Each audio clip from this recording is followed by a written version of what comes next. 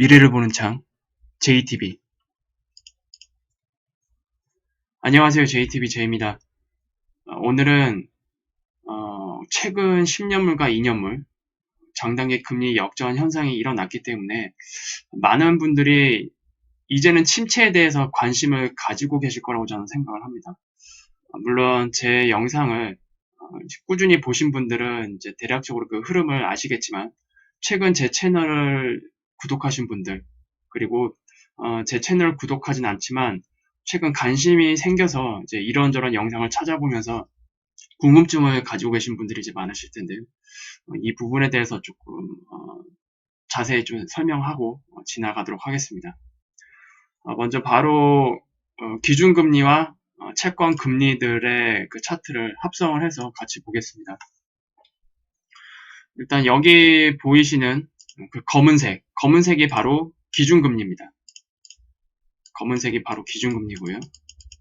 그리고 빨간색이 미국 10년물의 채권금리, 그리고 연두색이 2년물 채권금리고요. 그리고 보라색으로 이제 참고사항으로 30년물 채권금리도 같이 넣어놨습니다. 지금 사항을 보시면 알겠지만 여기서 가장 중요하게 볼 거는 장단기 금리차가 아닙니다. 장단기 금리차가 아니고요. 기준금리예요. 기준금리의 흐름이 가장 중요합니다. 장단기 금리차가 뭐 언제 처음 역전이 됐고 그 이후에 뭐 또 역전이 언제 정도에 발생했는지 이런 거는 그냥 2차적인 문제라고 저는 봐요. 가장 중요한 건 기준금리인데, 왜냐하면 기준금리가 본격적으로 이렇게 인하 사이클에 돌입을 하게 되면 통상적으로 이거는 호재가 아닙니다. 호재가 아니고요. 이제 본격적으로 경기 침체에 들어갈 테니 일단 통화정책, 금리 정책으로라도 연착륙을 유도하기 위해서 충격을 줄여주겠다라는 중앙은행들의 정책입니다. 이때도 마찬가지. 이때는 이제 닷컴 버블이었을 때고요. 그리고 이때 시기는 이제 2008년 금융위기였죠. 이때 시기도 마찬가지로 본격적으로 금리 인하 사이클이 시작이 됐습니다. 그리고 지금 보시면 알겠지만 최근 금리 인하가 한번 진행이 됐죠. 그래서 지금 검은색이 살짝 밑으로 내려온 게 보이실 거예요. 근데 이게 단기적인 금리 인하가 아닙니다. 단발성이 아니란 얘기예요. 제가 예전부터 말씀을 드렸지만 이제 나오고 있는 그 각종 지표들을 참고를 했을 때 연준이 지금 이제 금리를 인하를 하게 된 거는 단발성이 아니다. 앞으로 계속 금리 인하를 할 거다라고 올해 상반기부터 제가 말씀을 드렸습니다. 그리고 6월 초에 시카고 연설을 통해서 사실상 금리 인하 시사 발언을 했고요. 그리고 지금 연방금리 선물 시장이나 그리고 이렇게 10년물, 30년물, 2년물 여기서 보여지는 이런 채권금리의 그 동향을 보면은 연준이 7월 달에 단발성으로 금리 인하를 한 게 아니고 앞으로 계속 금리를 내릴 거다라고 이제 보는 그런 것들이 이미 다 시장에 반영이 되어 있는 상태입니다. 그래서 지금 사실상 기준금리가 다시 한번 인하하는 사이클로 돌입이 됐다. 그래서 금리 인하 사이클이 사실상 시작이 됐다라고 보는 게 저의 개인적인 견해입니다. 그렇게 봤을 때 금리 인하, 첫 번째 금리 인하 이때부터 볼게요. 일단 2000년 닷컴 버블 당시에는 첫 번째 금리 인하가 대략적으로 2001년 바로 초 2001년 뭐 1월 정도 이때가 될 것 같네요. 그때로부터 이제 금리 인하가 이제 본격적으로 시작이 됐고요. 그리고 공식적으로 침체가 시작된 시기가 2001년 대략 4월에서 5월입니다. 그러면은 이때는 금리 인하가 시작된 이후 3, 4개월 뒤에 공식적으로 침체가 시작됐다는 얘기입니다. 그리고 2008년을 볼게요. 2008년에 보면은 첫 번째 금리 인하가 이제 8월 달에 진행이 됐잖아요. 8월 달 이후 공식적으로 침체가 시작이 됐다라고 나중에 나온 것은 12월입니다. 그렇게 되면 이제 이때는 이제 2000년이고요. 그리고 2008년 때는 금리 인하가 시작된 이후 대략적으로 4개월에서 5개월 뒤 공식적으로 침체가 시작이 됐습니다. 그렇게 본다면 지금 이제 금리 인하가 시작이 됐죠. 금리 인하가 이제 7월 달에 시작이 됐습니다. 이번 사이클에. 이제 2019년이 되겠죠. 2019년 금리 인하가 7월 달에 시작이 됐고, 여기서 이제 대략 4개월에서 5개월 정도를 이제 한번 본다면, 연말이죠. 사실상 연말. 올해 12월에서 내년 초. 이것이 공식은 아닙니다.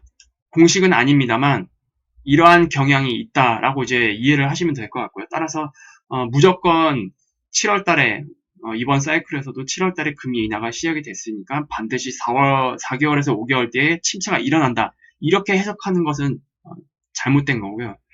4개월이나 5개월 뒤에 침체가 발생할 확률이 높겠구나라고 이해하시는 게 좋습니다. 100%가 아니라는 얘기예요. 아마 이 시기, 올해 말 12월 정도겠죠. 이 시기로 다가가면 다가갈수록 여러분 스스로가 다 아실 거예요, 이제. 그때 가면. 정말로 이제 공식적인 침체가 언제쯤에 시작될 거구나, 라고 이제 체감을 하실 거란 말이에요. 시장도 그런 움직임을 보여주겠죠. 그래서 지금 이런 상황들을 놓고 봤을 때, 앞으로, 사이클상으로, 제가 이거는 뭐, 연초부터 말했습니다. 올해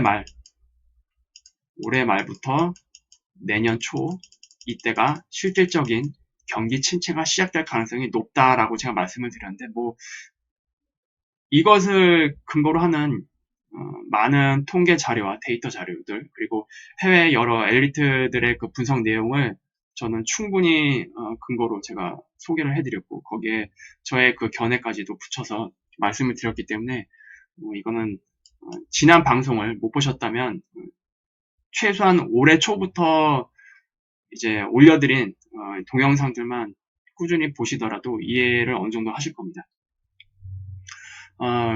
이제 요것을 이제 가지고 보면은 지금 지난 사이클에도 이제 보다시피 금리 인하가 시작이 될 때쯤에 이 보라색, 빨간색, 연두색 이런 채권들의 그 금리 차가 확산이 되는 걸 볼 수가 있습니다. 이런 식으로 단기 금리가 더 많이 하락하고 그 다음 장기 금리가 이런 식으로 확산되는 그런 모습을 보실 수가 있어요. 여기도 마찬가지죠. 금리 인하가 시작될 때부터 이렇게 확산이 됩니다. 그래서 이때 이런 사이클에 돌입을 하게 되면은 장단기 금리 차가 역전이 되던 것이 이렇게 확산이 됩니다. 플러스 영역으로 급격하게 올라가요. 그래서 저는 지난 7월 달에 첫 번째 금리 인하가 이제 진행이 됐었을 때 10년물과 2년물은 이례적으로 이번 사이클에서는 역전이 되지 않을 가능성에 굉장히 큰 무게를 뒀습니다. 그런데 갑자기 이번 주에 10년물과 2년물까지 역전이 돼버렸어요. 물론 미약하게나마 역전이 됐겠지만 지금 기준금리가 굉장히 중요하다고 말씀드렸습니다. 앞으로 기준금리가 계속 내려갈 거예요. 문제는 이제 이번 8월 달에는 FOMC가 없기 때문에 조금 기간이 연장됐기 때문에 이런 현상이 나타났을 거라고 저는 생각을 하고, 일단 10년물과 2년물에서의 그 장단기 금리 차는 깊게 역전될 가능성은 낮게 보고 있습니다. 어쨌든 9월 달부터 다시 금리 인하가 또 시작이 될 거고, 그래서 전반적으로 이렇게 확산이 되는 모습, 단기 금리가 더 많이 내려오고 장기 금리 이런 식으로 확산이 되는 모습을 또 보여줄 거다라고 저는 예상을 하고 있기 때문에 지금 10년물과 2년물이 어떻게 거꾸로 생각을 해보면 늦게 역전이 된 거죠. 그리고 10년물과 3개월물의 경우 이미 올해 상반기에 첫 번째 역전이 됐고 그 이후에 잠시 플러스 영역권으로 나왔지만 더 깊이 두 번째 역전이 될 때는 더 깊이 역전이 된 상태로 지금 오래 유지가 되고 있습니다. 이런 지표들을 이제 감안을 했을 때 10년물과 2년물은 이 정도에서 마무리되고 다시 플러스 영역으로 확산될 가능성이 있습니다. 본격적으로 되는 건 이제 9월달 정도가 되겠죠. 그래서 어쨌든 이런 식으로 확산이 되는 모습을 보여줄 거다, 앞으로. 이때처럼. 그리고 이때만 그런 게 아니고 그 이전 사이클도 다 마찬가지입니다. 그래서 전반적인 이런 국채 금리들의 그런 흐름들 그리고 기준금리의 그 인하 시기 이런 것들을 감안을 해 본다면 이렇게 정리를 해볼 수가 있을 것 같습니다. 제가 간단하게 제목을 장단기 금리차 역전을 해석하는 방법이라고 제가 말씀을 드렸는데 이것은 이제 하나씩 설명을 해드리겠습니다. 반드시 기준금리 흐름과 같이 봐야 한다. 장단기 금리차가 역전이 됐다고 해서 그 지표만 보면 안 됩니다. 반드시 기준금리 흐름과 연준의 기준금리 흐름과 반드시 같이 봐야만 합니다. 그리고 지난 과거 사이클에서 장단기 금리 역전이 처음 발생한 이후 침체가 시작되기까지의 기간이 통상적으로 빠를 땐 6개월이었고요. 느리게 발생됐을 때는 약 22개월 정도 소요가 됐습니다. 이제 22개월, 요거는 이제 바로 2008년이 대표적인 예죠. 첫 번째 장단기 금리 역전이 발생한 이후에 침체까지 22개월이 걸렸고요. 여기 6개월은 이제 2000년 닷컴 버블일 겁니다. 6개월에서 22개월. 오차 범위가 굉장히 크죠. 폭이 굉장히 큽니다. 이거 믿을 수 있겠어요? 믿을 수 없습니다. 객관적인 지표가 아니에요. 그래서 이거는 그냥 단지 과거의 그냥 히스토리로 이해하시는 게 좋습니다. 그래서 지금 자칫 오해하는 사람들이 이렇게 해석하는 경향이 있어요. 이제 이번 주였죠. 이번 주에 10년물과 2년물이 이번 사이클에서 처음으로 역전이 됐기 때문에 앞으로 22개월 뒤쯤에 침체가 올 거다 라고 근거 없는 해석을 하는 사람들이 있습니다. 물론 어떤 채널에서도 이렇게 해석하는 경향이 있더라고요. 이거 다 잘못된 해석입니다. 이렇게 해석하는 이유는 아무래도 아직 시장이 더 상승할 것이다 또는 반등할 것이다 라고 보는 사람들의 심리가 반영된 겁니다. 이건 객관적인 시각이 아니에요. 그냥 심리적으로 이렇게 해석하고 싶은 겁니다. 제가 말씀드렸죠. 기준금리 흐름이 굉장히 중요하다고 말씀을 드렸습니다. 그래서 냉정하게 말하자면 이런 것들 처음 역전이 발생한 이후 침체가 6개월에서 22개월 소요되었는데 이것을 공식처럼 대해서는 절대로 안 됩니다. 이것이 마치 공식인 것 마냥 이번 주에 처음 이제 10년물과 2년물이 역전이 됐으니까 앞으로 22개월 뒤쯤에는 이제 시장이 하락을 하고 침체가 오겠네. 그때까지 안심해도 되겠다. 이렇게 막 공식처럼 이해하는 사람도 있어요. 아직까지도 사람들은 금융을 공식처럼 대하는 경향이 많습니다. 하지만 금융은 절대로 정밀공학이 아니라고 제가 말씀드렸습니다. 그래서 최소한 생각을 할 줄 안다면 이렇게 거꾸로 해석을 해야겠죠. 이제 빠르면 6개월 뒤에 침체가 시작될 수도 있고 늦어도 22개월 뒤에는 침체가 시작될 수 있구나 라고 보는 게 오히려 더 정상적일 겁니다. 이 지표만 보고 이해를 한다면. 안 그래요? 이게 더 정상 아닙니까? 지난 과거에 이런 히스토리가 있었으니까 무조건 22개월 뒤에 침체가 올 게 아니라 빠르면 6개월 뒤에 올 수도 있고 늦으면 22개월 뒤에도 올 수가 있구나 라고 이렇게 가능성을 다 열어놓는 이런 생각을 하는 게 오히려 더 정상적인 생각을 가진 사람들이겠죠. 그리고 저는 제가 말씀드렸습니다. 반드시 기준금리 같이 봐야 된다. 제가 차트를 보면서도 제가 말씀을 드렸고 여기서도 말씀을 드렸지만 이런 오차 과연 앞으로 이제 침체가 어느 정도 남았을까? 이런 오차를 줄여주는 결정적인 지표가 연준의 기준금리라는 거 다시 한번 제가 강조를 해드립니다. 그래서 기준금리의 흐름과 반드시 함께 봐야만 전체적인 금리 흐름도 이해할 수 있고요.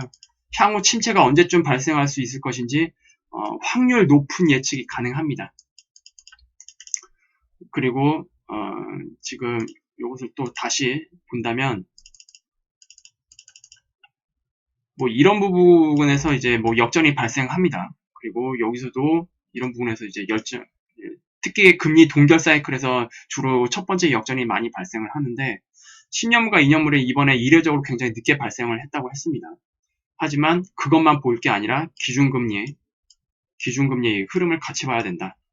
이게 가장 이런 오차를 줄여주는데 결정적인 지표들이다. 따라서 과거 경향을 봤을 때 올해 12월 전후겠죠. 올해 12월 전후에서 내년 초에 공식적으로 경기 침체가 시작될 가능성이 굉장히 높다고 저는 보고 있습니다. 그리고 공식 침체라는 거는 언제 알 수 있느냐? 통상적으로 연준이 공식 침체를 발표할 때 침체가 딱 시작됐을 때 이제 침체 시작입니다 라고 이렇게 하진 않습니다. 침체가 다 발생이 된 이후에 그때 지나고 나 봤더니 공식적으로 침체는 언제쯤부터 시작되는 걸로 보는 게 맞겠구나 라고 이렇게 해석을 하거든요. 따라서 이번 사이클에서 만약에 이제 이미 시간에 침체가 시작이 된다 그러면은 그때 알 수 있는 게 아니고요. 연준에서는 아마 나중에 침체가 심하게 진행이 된 이후에 아마 4차 양적 완화가 시작될 때쯤에 공식적인 침체가 언제부터 시작이 됐는지 이것을 발표할 겁니다. 그때까지 기다릴 거예요? 아니죠. 이거 기다리면 늦습니다. 미리 대응을 해야 된다고 제가 예전부터 말씀을 드렸어요. 그리고 이거는 이제 연초에 제가 건드라크의 웹캐스트인 저스트마켓에서 제가 중편을 리뷰를 해드릴 때 가져온 자료입니다. 하편이겠군요. 하편. 이게 지금 건드라크가 정말로 이거 합성을 잘 해놨습니다. 여기 보시면 아시겠지만 1986년부터 그리고 2009년 1월 4일 이 방송이 1월 초에 방송이 됐기 때문에 당시 그 자료를 1월 초까지만 이제 반영을 시켰습니다. 이 차트가 뭐냐면 10년물과 2년물의 그 장당의 금리 이거 이제 벤치마크잖아요. 이 지표를 토대로 향후 침체가 언제쯤 발생할 수 있을 것인지 이제 예측해놓은 데이터입니다. 근데 이 데이터 자체가 단순한 데이터가 아니에요. 여기에는 지난 3번의 사이클, 1986년부터.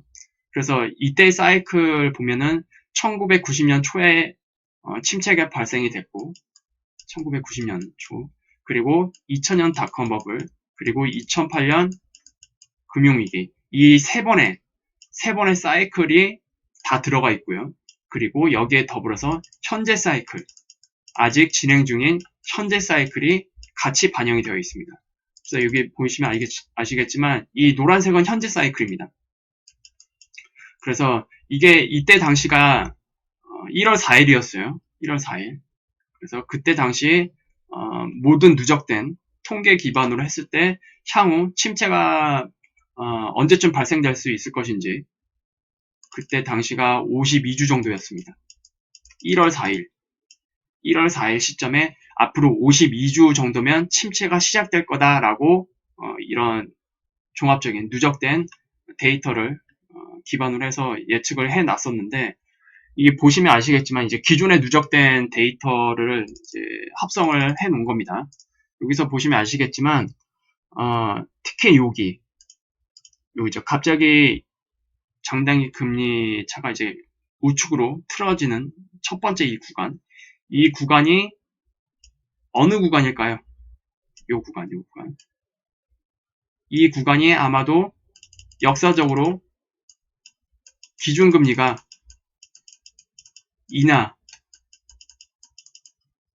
처음으로 인하되는 시기일 겁니다. 그리고 여기 보시면 아시겠지만 뒤에 갑자기 급격하게 확산되는 구간이 시작되죠. 이 구간부터일 겁니다. 이 구간. 좀 똑바로 그어볼게요. 일자로 그어야 아무래도 조금 더 예측이 되니까. 여기가 아마 첫 번째 금리 인하가 예상되는 시점, 그리고 여기가 본격적으로 금리 인하 사이클이 가동이 되면서 스프레드가 양수로 확산되는 시점입니다. 보시면 아시겠지만 이 데이터를 이제 기반으로 해서 이제 예측을 하더라도 이때가 대략 29주입니다. 29주. 그리고 이때 당시가 52주였으니까 29주를 빼면은 이제 21주죠. 1월 4일에서 약 21주가 흐르면 첫 번째 금리 인하가 시작될 가능성이 굉장히 높다라는 것을 이 데이터를 통해서도 예측을 할 수가 있습니다. 그러면 21주가 대략 한 달에 4주니까 대략 5개월하고 1주겠죠. 이때가 1월 4일이었으니까 5개월 뒤면은 6월달입니다. 6월 1주쯤에는 금리 인하가 시작될 수도 있다. 근데 FOMC를 보면은 이제 6월달 FOMC겠죠. 그런데 거의 비슷합니다. 6월 첫째 주에 금리 인하 시사 발언을 했고, 그리고 6월달에 금리 인하를 해도 무방하지만 이때 당시 연준에서는 G20 결과를 한번 보고 불확실성이 제거되는지 안 되는지를 확인을 하고 대응을 하려고 했었기 때문에 이게 7월달로 미뤄졌죠. 어쨌든 이게 굉장히 정교한 차트라는 것을 다시 한번 볼 수가 있습니다. 이 차트를 통해서만 보더라도 이때 당시에 향후 언제쯤에 금리 인하가 처음 시작될 것인지 예측이 가능했었던 그런 차트이기 때문에, 그리고 이 차트를 보더라도 이제 54주, 52주 이게 올해 12월 달입니다. 건드라크도 마찬가지로 올해 초에 이미 올해 12월 달 정도가 되면은 실질적으로 경기 침체가 시작될 가능성이 높다라는 것을 여러 데이터들도 있었지만 이 차트를 통해서도 같이 언급을 했었던 그 기억을 제가 다시 한번 설명해드리기 위해서 이렇게 당시 차트를 가져온 겁니다. 그래서 여러분들이 그 장단기 금리 차를 해석을 하실 때 반드시 기준금리 흐름과 같이 봐야 한다는 것. 그래야만 오차 범위를 줄여줄 수가 있습니다. 굉장히 중요한 차트예요. 기준금리를 이해를 한다는 거는 여기에는 뭐 많은 그 노하우가 있겠지만 시장의 그 전반적인 그 사이클과 그 흐름을 예측할 때 가장 중요하게 봐야 되는 게 결국 연준의 기준금리입니다. 이거는 제가 뭐 작년부터 계속 강조를 해드렸었죠. 그래서 지금 10년물과 2년물이 처음 금리차가 역전이 발생됐지만 시기 자체가 굉장히 늦었고 굉장히 이례적인 상황이라고 저는 보고 있는데 이런 혼란을 좀 제거를 하려면 기준금리랑 그냥 같이 보면 된다. 그렇게 될 경우 지금 냉정하게 봤을 때 여러 다양한 지표들을 봤을 때 올해 말, 여기서 올해 말이라는 건 거의 12월에 가깝습니다. 또는 이때부터 내년 초에 경기 침체가 시작될 가능성이 굉장히 높다라고 이해를 하시는 게 저는 맞다고 생각을 합니다. 그리고 제가 뭐 저번 영상 168번, 169번 영상 이런 것들을 통해서도 말씀을 드렸는데 저는 개인적으로 2020년에 4차 양적 완화가 시작될 가능성을 굉장히 높게 보고 있습니다. 2020년에. 뭐 2020년 상반기가 됐든 하반기가 됐든 그거 상관없이 어쨌든 2020년에 4차 양적 완화가 시작될 가능성을 굉장히 높게 보고 있습니다. 좀 과하게 말하자면 저는 100%로 보고 있어요. 그렇게 된다면 4차 양적 완화 이것을 재개하기 위한 어떤 시장의 희생이 좀 필요하겠죠. 그래서 이런 것들도 조금 추가를 해보자면 어쨌든 올해 말에서 내년 초 경기 침체 시작될 가능성이 어느 때보다 높지 않느냐 저는 그렇게 보고 있습니다.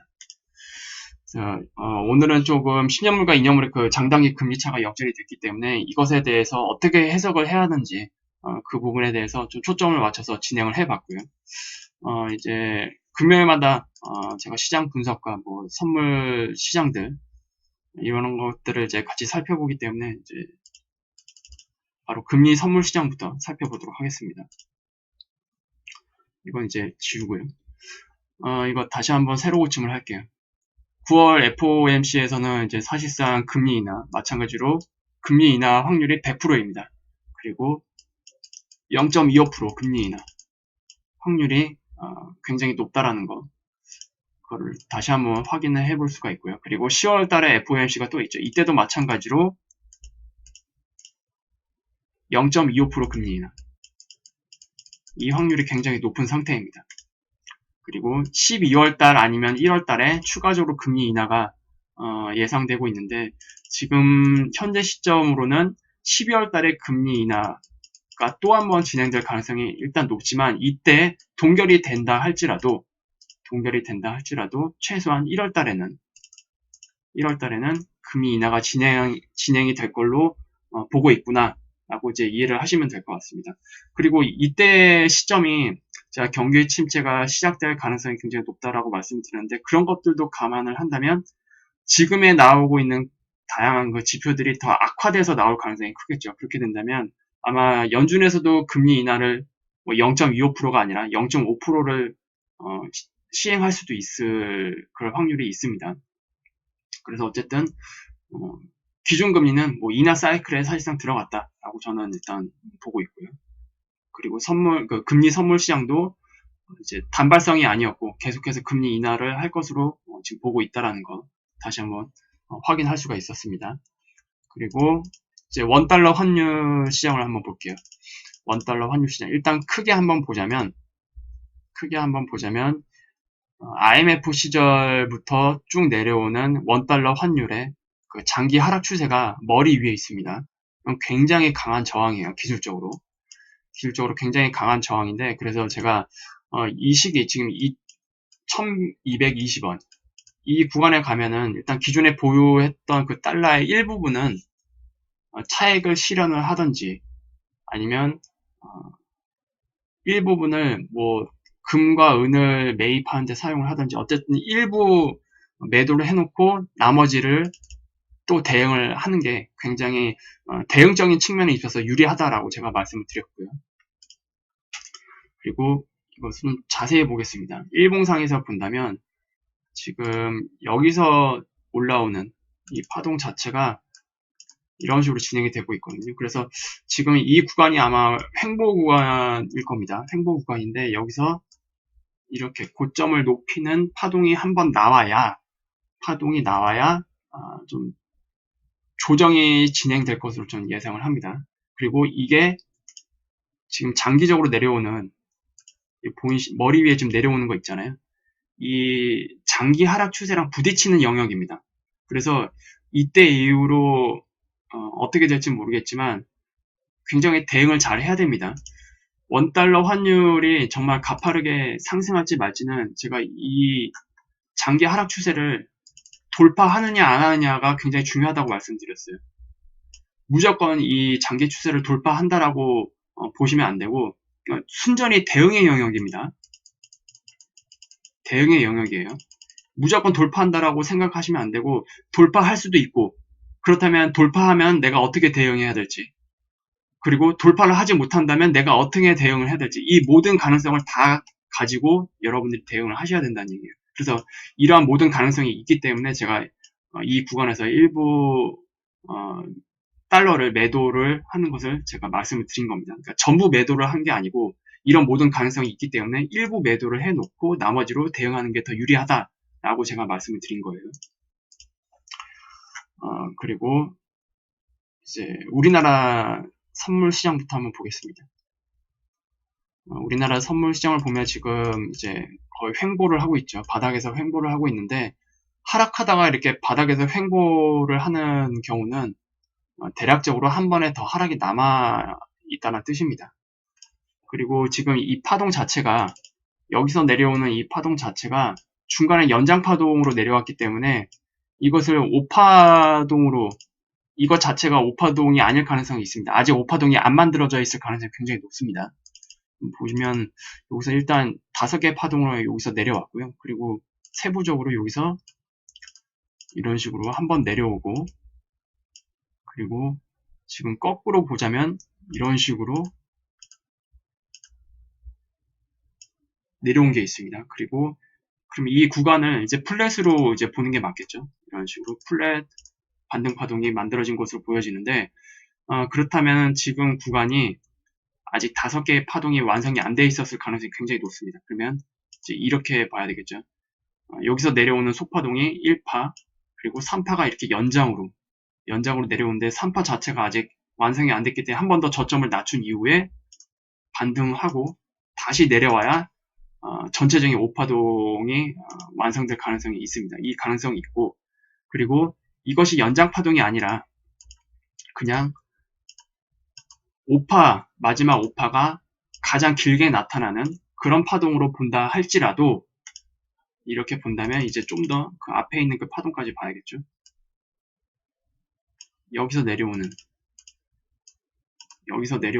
이 파동, 이런 식으로 한 번 더 내려온 이후에 조금 반등다운 반등이 나올 가능성이 큽니다. 그래서 지금 모든 가능성을 고려해 봤을 때 아직까지 우리가 뭐 크게 여기가 바닥이다라고 볼 수 있는 근거는 기술적인 근거는 없는 것 같고요. 그리고 분봉상 이렇게 보더라도 지금 여기서 이제 발생할 수 있는 시나리오, 조정파동에는 이제 경우의 수가 굉장히 많은데 여기서 일단 나올 수 있는 경우의 수들을 최대한 한번 나열해 보겠습니다. 일단 여기서 만약에 이 지금 구간이 4파일 가능성이 굉장히 높은데 4파라면 가장 대표적인 파동이 이제 트라이앵글입니다. 그래서 A, B, 그리고 C가 굉장히 길게 나오고 그리고 D, 그리고 E, 이런 식으로 해서 트라이앵글을 완성 지은 이후에 다음 주쯤에 이 저점을 이탈을 하는 하락파동이 나올 수가 있고요. 그리고 이게 만약에 트라이앵글이 아니다. 그러면 여기서 일단 이렇게 3파동이 나왔거든요. 그리고 여기서도 크게 거꾸로 해석을 하게 되면 이런 식으로 여기까지 저점이 내려왔으니까 여기까지 봐야겠네요.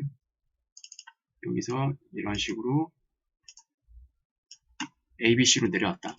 그러면 이제 복합파동으로 이제 이만큼이 또 다시 올라와야겠죠. 여기서 뭐 이런 식으로 올라오든 아니면 이것이 플랫으로 계산을 해서 여기서 5파동 형태로 올라온 이후에 그 다음 하락이 나오는 가능성, 이런 것들이 다 존재를 합니다. 그래서 어쨌든 뭐 이런저런 가능성을 다 고려를 하더라도 여기 250.9를 한 번 더 하회하는 하락파동이 나와야 되지 않겠느냐, 저는 그렇게 보고 있습니다. 그리고 이제 다시 한번 크게 한번 볼게요. 크게 한번, 이거는 이제 여러분들이 좀 체감을 하실 수 있도록 코스피 지수로 보겠습니다. 지금 코스피 지수로 이제 보면은 일단 여기 1차 하락의 저점을 깼기 때문에 이제 전체적인 큰 하락 추세대를 이제 그어볼 수가 있거든요. 그래서 지금 이렇게 그어 놓은 겁니다. 이것과 평행하게 여기서 내려오는 이 하락 추세랑 평행하게 밑으로 이렇게 그어 놓은 겁니다. 그러면 이게 전반적인 하락 추세대가 되겠죠. 그래서 지금의 구간은 그냥 하락장입니다. 이 안에서 이제 놀 겁니다. 이 안에서 이제 놀 건데 이런 큰 하락 추세대 안에서 놀고 있기 때문에 지금은 우리나라는 명백하게 하락장입니다. 상승장이 아니에요. 아마 여러분들도 지금 딱 보더라도 지금 하락장 진행 중이구나 라고 보실 수가 있을 겁니다. 그런데 무슨 아직 뭐 바닥이다, 뭐 이제 주식시장 상승이다 이렇게 얘기하는 사람들이 있는데 좀 이해를 할 수가 없어요. 그래서 지금 어쨌든 여기서 이런 식으로 하락 추세의 그 하단을 일단 찍어야만 진짜 이제 바닥이 나올 가능성이 크거든요. 그래서 어쨌든 지금 하단까지 내려온다면 제가 저번에도 말씀을 드렸지만 지난 유로존 위기 당시 저점을 만들었던 이 부분까지 내려오고, 그리고 보수적으로 본다 할지라도 최소한 이 부분까지는 내려와야 된다라고 제가 말씀을 드렸는데, 지금 하락 추세대 하단까지 내려오게 되는 경우를 감안을 한다면 이제 밑에 부분이 되겠죠. 1700이 조금 깨지는 부분, 이 정도까지는 내려와야 뭐 진바닥이라고 할 수 있을 것 같습니다. 그리고 여기서 이제 스탑이 된다면 여기서 이제 어떤 식으로 내려오는지 파동 구조가 굉장히 중요하겠죠. 그리고 그때 당시에 이제 나오는 각종 지표들이나 그런 시황들, 이런 것들도 같이 참고를 해보면 좋을 것 같습니다. 결정적인 것들은 결국 QE예요, QE. 4차. 제가 2020년에 거의 100%에 가까운 확률로 2020년에는 4차 양적 완화가 시작될 거라고 저는 보고 있는데, 지금 이 파동을 이제 적용을 하더라도 그렇게 보이고요. 이게 대략적으로 2020년이 이때 끝납니다. 2020년이 이렇게 끝나고 우리나라 파동으로만 보자면 이런 식으로 이제 내려오게 되는데, 2020년 초에, 그러니까 초라고 이렇게 단정 지을 수는 없습니다. 중간에 뭐 이렇게 반등이 나오고 난 뒤에 하락을 한다면 더 길어질 수 있기 때문에 어쨌든 그런 것들을 다 감안을 하더라도 아무리 못해도 우리나라 시장 역시 2020년에 진바닥이 나올 가능성을 굉장히 높게 보고 있습니다. 이렇게 보시면 될 것 같아요. 크게 봤을 때. 그리고 지난 2008년 때도 제가 조금 부가 설명을 해드리기 위해서 이렇게 추세대를 그어놨어요. 추세대를 그어놨는데 일단 여기서도 마찬가지로 이렇게 하락 추세가 하나 만들어지고 여기서 평행하게 내려오는 하락 추세대를 이렇게 하면 이런 추세대가 만들어집니다. 그런데 이때 보면 알겠지만 이때도 1차 하락이 이렇게 나오고 그리고 2차 하락이 하단까지 이렇게 나왔습니다. 그리고 딱 1대1 비율로 N자가 만들어졌죠. 근데 이때 가도 상관없었지만 무슨 사건이 터졌나요?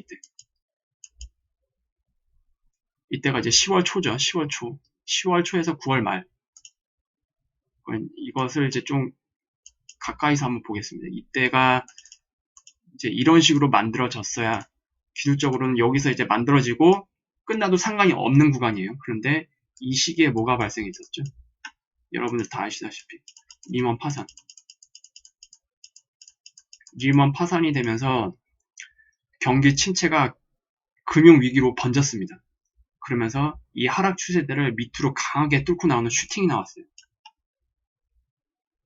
슈팅에는 상승에만 나오는 게 아닙니다. 하락할 때도 오버슈팅이 존재합니다. 그래서 오버슈팅이 밑으로 나오면서 이 하락 추세대를 강하게 뚫고 내려오면서 바닥이 여기서 만들어졌죠. 그리고 바닥을 만든 거는 시장이 아닙니다. 연준이었습니다. 수십 년 만에 처음으로 재개되는 양적 완화.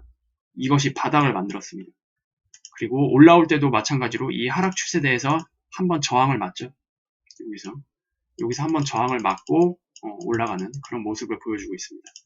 그래서 어쨌든 이 하락 추세대, 현재 만들어지고 있는 하락 추세대 그 하단까지는 일단 열어놓고 봐야 되지 않을까 저는 그렇게 생각을 하고 있습니다. 그리고 바로 이제 미국 시장을 이제 볼게요.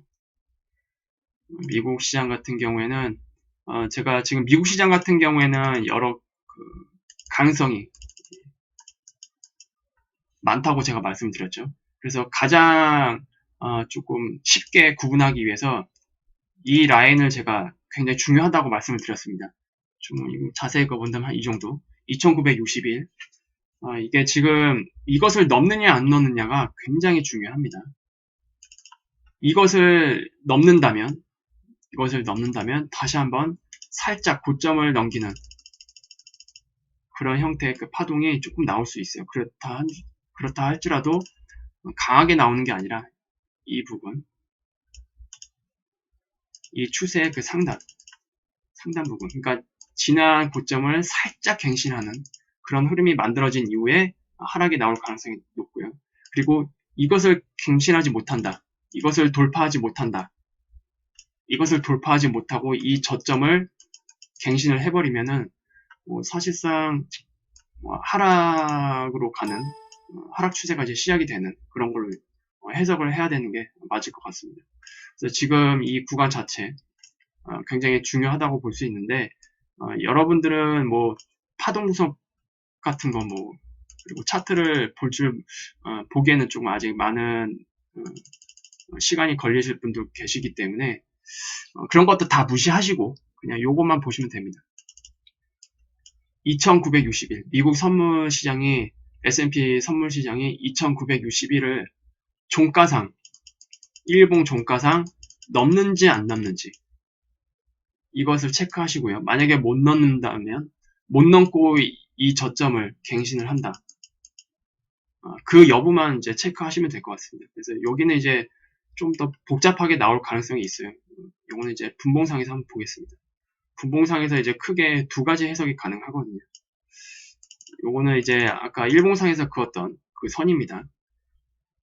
일단 여기서 이 지금 파동 자체가 충격 파동이 아니죠. 위로 이제 상승하는 임펄스 웨이브 형태가 아닙니다. 반등 파동 형태이기 때문에 조정 파동 형태이기 때문에 여기서 이제 다양한 이제 시나리오를 또 가지고 있어요. 크게 두 가지 시나리오로 이제 압축을 해본다면 일단 첫 번째는 이거. 여기서 ABC로 올라오고, 그리고 지금 여기서 플랫으로, 마지막 C는 5파동으로 이렇게 하락을 한 상태. 그리고 여기서 다시 한번 이렇게 N자로 올라가면서 반등을 마무리할 수도 있고요. 그리고 N자가 아니더라도 여기선 마지막 C파동이기 때문에 5개의 파동으로 가도 상관은 없습니다. 이런 식으로 가도 상관은 없어요. 어쨌든 한 번 더 반등을 만들어서 그 좌측 어깨 쭉 당겨보면 이 라인이 바로 좌측 어깨입니다.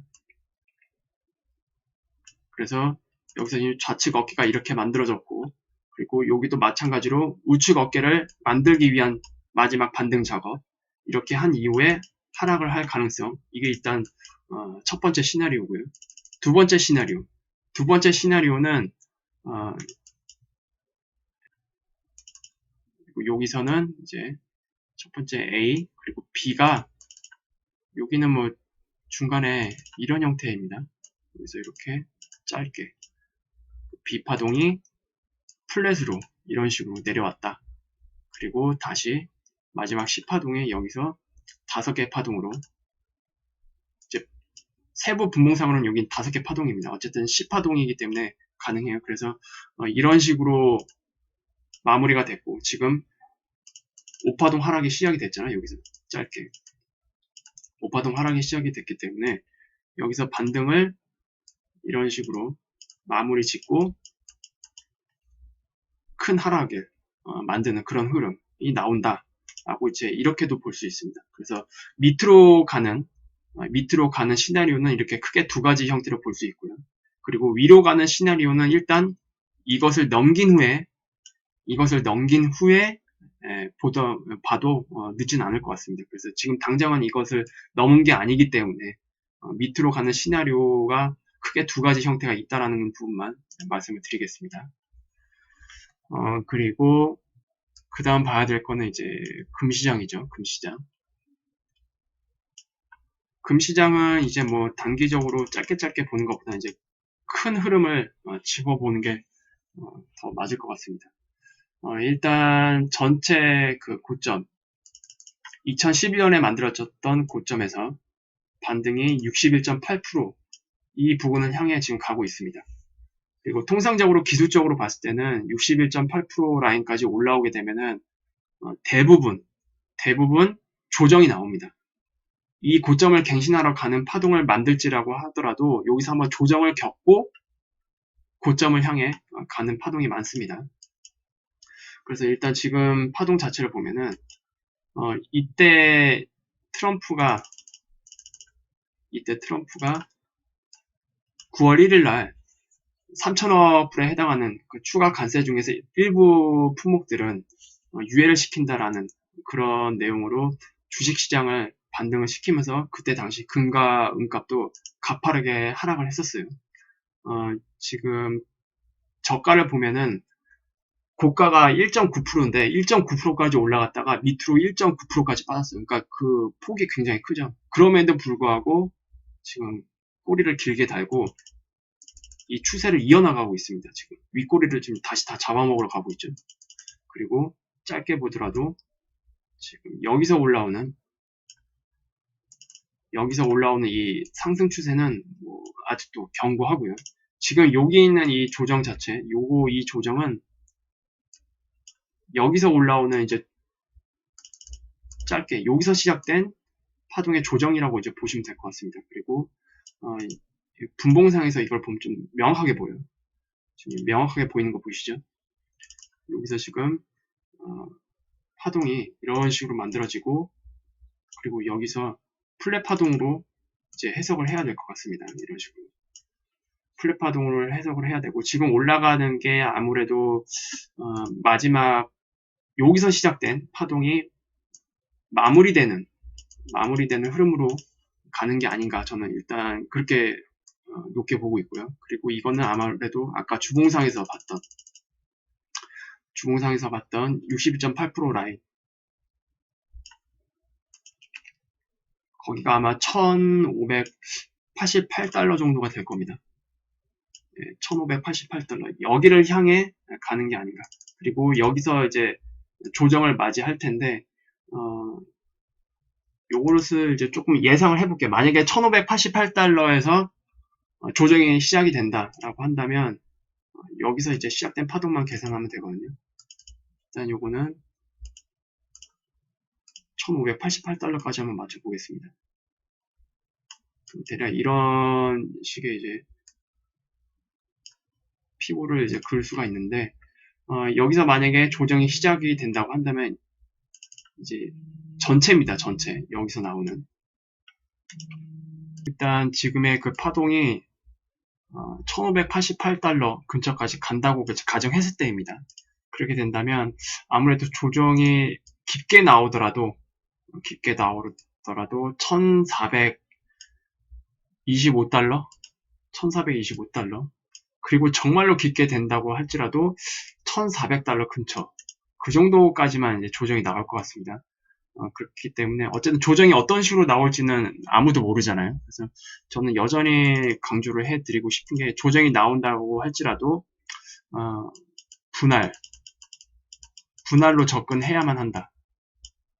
그것을 이제 다시 말씀을 드리고 싶어요. 그리고 전반적인 이 추세로 봤을 때 이미 다른 여러 나라들, 주요국들에서는 이미 이때 그 고점을 넘어선 상태입니다. 그리고 넘어서고 있습니다. 그래서 달러만 따로 놓을 가능성은 저는 없다고 생각을 하고요. 어쨌든 저는 내년에 어떤 시점이 되면 양적 완화가 다시 재개될 것으로 전 예상을 하고 있기 때문에 그런 것들까지 다 감안한다면 중간에 조정이 나오더라 할지라도 이 고점을 이제 넘는 파동을 이제 만들 가능성이 높겠죠. 100% 그렇게 보고 있습니다.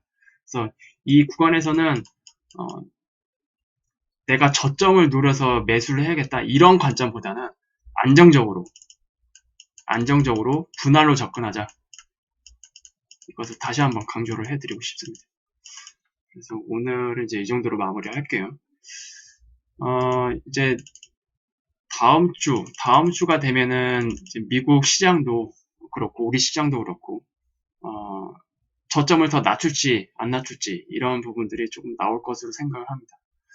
그리고 다음 주에 흐름이 안 나오더라도 다다음 주에는 최소한 나와야 될 것으로 예상을 하고 있고요.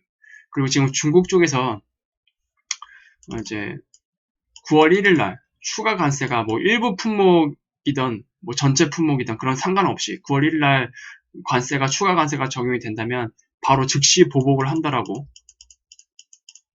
얘기가 나오고 있습니다. 이렇게 된다면 아무래도 시장에는 다시 한번 또 충격을 줄 수가 있겠죠. 이런 것들도 감안해 보시면 될 것 같고 결과적으로 보자면 호재는 없습니다. 지금 상황에서 더 이상 이제 호재는 없고 얼마나 큰 악재가 나오느냐 아니면 조금 덜 심한 악재가 나오느냐 뭐 이런 것들만 이제 남아있다라고 보시면 될 것 같습니다. 그래서 기타 뭐 나온 여러 가지 이슈들은 그때그때 바로바로 제가 설명을 해드리도록 하겠고요. 이제 날씨가 아직도 많이 덥습니다. 그래서 냉방병에 걸리시는 분들도 있겠는데 건강 유의하시고요. 다음 주를 위해서 주말 푹 쉬시면 좋을 것 같습니다. 그러면 저도 다음 주에 다시 찾아뵙도록 하겠습니다. 즐거운 주말 되세요. 감사합니다.